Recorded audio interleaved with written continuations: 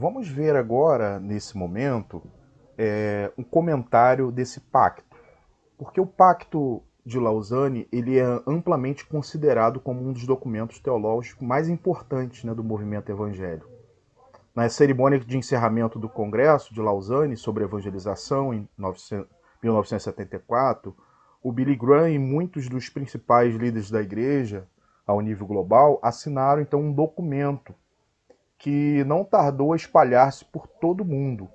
E em poucos anos esse documento passou a ser a declaração de fé orientadora de inúmeras igrejas, novos movimentos cristãos, seminários, organizações missionárias em todas as partes do mundo. Então foi um marco, não só o evento, como esse documento que foi assinado entre todos aqueles líderes presentes no Congresso de Lausanne. E assim, esse pacto que está disponível aí na internet, que nós vamos deixar aí nas referências bibliográficas, se você quiser dar uma olhada, e eu aconselho que você leia na íntegra. Nós apenas aqui fizemos alguns comentários sobre alguns artigos, né? O pacto ele tem 15 artigos, e aqui eu separei comentando alguns desses artigos importantes. Por exemplo, o artigo 1, que destaca o propósito de Deus. Nesse primeiro artigo fica claro, aqui já nesse meu comentário, de que Deus é o dono da missão. Aqui a ideia da missão de Deus, da missio Dei, né?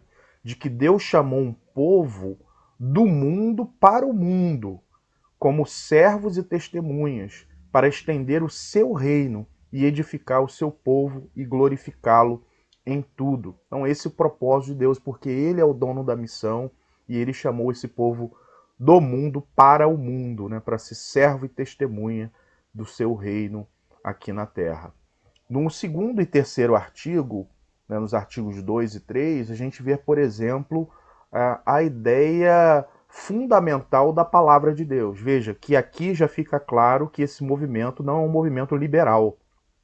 Esse é um movimento que acredita que a Bíblia é a palavra de Deus inspirada, infalível, e que ela revela a pessoa de Cristo, o Salvador singular, né, de caminho singular, de que Cristo é o centro de tudo e de que não há uma rejeição aqui nesses artigos de todo pluralismo religioso, né, que vê outras religiões também como verdade, ou como universalismo, de que todas as pessoas estão salvas. Não, tudo isso é rejeitado nesses artigos, deixando claro aqui uma fundamentação de que eles acreditam na Bíblia e se afastando de todo o liberalismo, né, teológico. Já nos artigos, eu vou pular aqui de propósito os artigos do meio e vou para os artigos finais, que são os artigos de 11 a 15, os artigos finais, falam de assuntos diversos, como, por exemplo, do divórcio entre a evangelização e o ensino, né, que é a edificação dos crentes pelo ensino. Ele vai falar da batalha espiritual e cósmica que querem destruir e frustrar a tarefa da evangelização, e a igreja está nessa batalha espiritual. Ele fala da garantia, que a luta pela garantia de liberdade religiosa no mundo em todo, né, falando da perseguição aos cristãos por conta da religião. Ele fala do poder do Espírito, né, para dar testemunho de Cristo. E por último, ele fala sobre a volta de Jesus para a consumação da salvação. E aí o miolo do artigo, desse pacto, dos artigos de 4 a 10, basicamente fala sobre evangelização e responsabilidade social. E aqui nesse tópico, ele vai dizer, nesses tópicos, né, que a evangelização é a proclamação das boas novas, né, de que Cristo morreu pelos nossos pecados e ressuscitou para nos justificar e dar o dom do Espírito a todos que se arrependem e creem. Então fala de uma ideia clara do que é a evangelização, a definição, e eles destacam aqui também o papel do discipulado, que não se pode esconder nessa proposta de evangelização, o custo do discipulado. E aqui eu separei alguns trechos, né, desses artigos.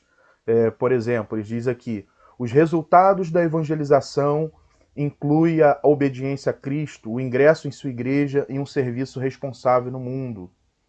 Porque a humanidade foi feita à imagem de Deus, toda pessoa, sem distinção de raça, religião, cor, cultura, classe social, sexo ou idade, possui uma dignidade intrínseca, em razão da qual deve ser respeitada e servida e não explorada. Aqui nos arrependemos de nossa negligência e de termos algumas vezes considerado a evangelização e a atividade social mutuamente exclusivas. Afirmamos que Cristo envia o seu povo redimido ao mundo, assim como o Pai o enviou, e que isso requer uma penetração de igual modo profunda e sacrificial.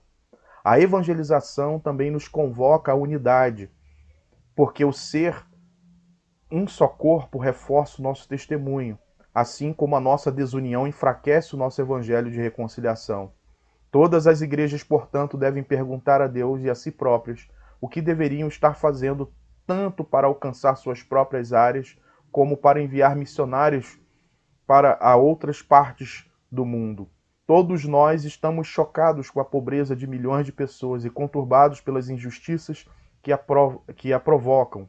Aqueles que dentre nós que vivem em meio à opulência aceitam como obrigação sua desenvolver um estilo de vida simples a fim de contribuir mais generosamente, tanto para aliviar os necessitados como para a evangelização deles. Então esse aqui foi o miolo, né, do pacto, e que mostra claramente uma definição do que é evangelização, que é a proclamação das boas novas do reino de Deus, de que Cristo morreu, ressuscitou e que convida as pessoas a se arrependerem e a crer em Jesus, e que fala também sobre esse engajamento da igreja nessa proclamação mundial, da unidade da igreja e desse compromisso ético, social, né, com a humanidade, que porta a imagem e semelhança de Deus, de nós estarmos respeitando essa humanidade e nos envolvendo, então, com situações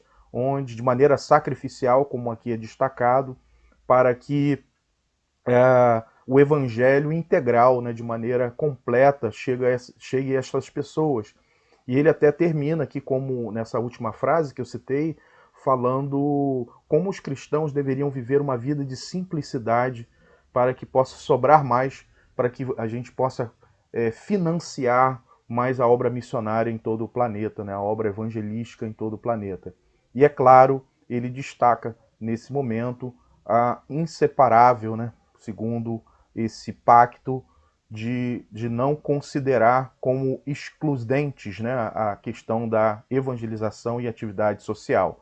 Destaco a frase que ele diz aqui: nós nos arrependemos de nossa negligência e de termos algumas vezes considerado a evangelização e a atividade social mutuamente exclusivas. Então aqui uma confissão e reconhecendo que essas duas coisas compõem, são partes integrantes da missão. Isso foi muito importante dentro do Pacto de Lausanne. Agora, irmãos, depois de tecer aqui um breve comentário sobre os artigos, a gente poderia falar um pouco sobre a síntese, porque muitos, ao longo desses anos, expõem que Lausanne, esse pacto, ele tem uma síntese, tem uma frase que pode sintetizar tudo o que foi ali colocado nesse pacto. E a síntese seria através de uma frase, a seguinte frase: a igreja toda levando todo o evangelho para o homem todo e para todos os povos. Essa ideia de totalidade, né, de abrangência, de integralidade, estão presentes aqui na síntese desse pacto.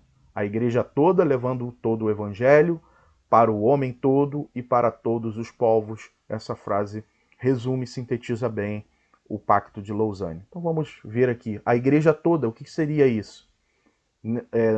Nesse trecho, enfatiza a ideia do sacerdócio universal de todos os crentes.